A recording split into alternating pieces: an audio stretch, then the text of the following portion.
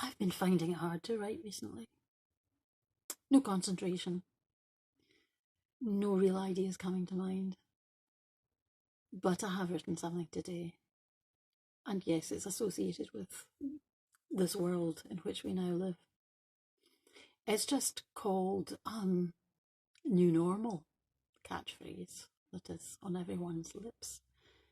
And it's a short monologue.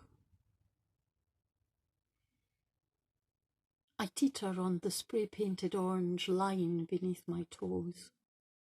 Strong April sun beats on my face as I tilt my head towards the sky of honest blue. An excitement of birdsong thrills the otherwise eerily quiet air, devoid of traffic noise.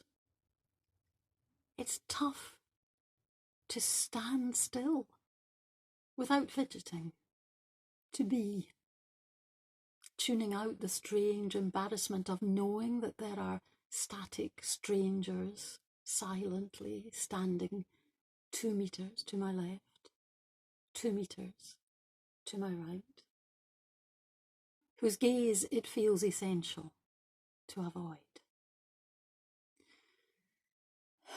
I lean back, my shoulders resting on the side of the charity shop doorway, my gloved hands buried deep in pockets. What better time for a bit of deep breathing and mindfulness? This queue's going nowhere fast. Collective attention is silently seized by an outbreak of threatening laughter, the source unseen. Then, from the right, a couple come into view, hand in hand, striding confidently along the tarmac of the northbound lane of the main street. I catch the conclusion of the shouted conversation with a member of the queue far behind. This outbreak of joviality feels risky, inappropriate, illegal. Now they are passing me, on their faces still animated traces of this once normal piece of human interaction.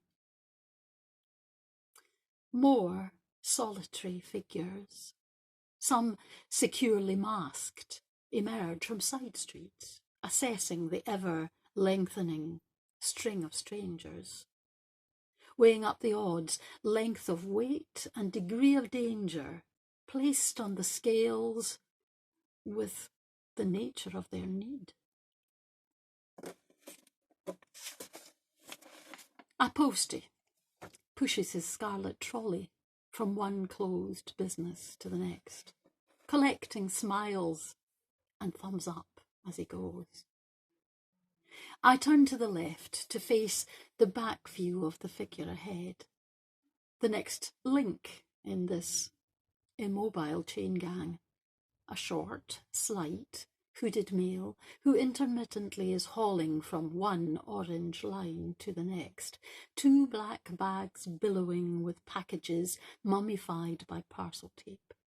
Another person, for whom an ordinary job is now infused with danger and risk. This slow-motion life affords time to study buildings, so often past and so seldom seen. Sculpted stone of a bygone era finds itself pierced with anachronistic progress. Elegant red sandstone defaced with burglar alarms, security cameras and entry intercoms. A distant bee-like hum threatens the tranquility, the volume increasing as a motorised wheelchair careers into view, its occupant intent on a private game of skittles as queue members shrink from its path where pavement width diminishes. The world is now one where once innocuous objects and people are transformed into weapons of fear. Startled expressions of pedestrians are splashed with anxiety as their brains rapidly calculate trajectory and risk. Collisions and contact are avoided. Heart rates reduce.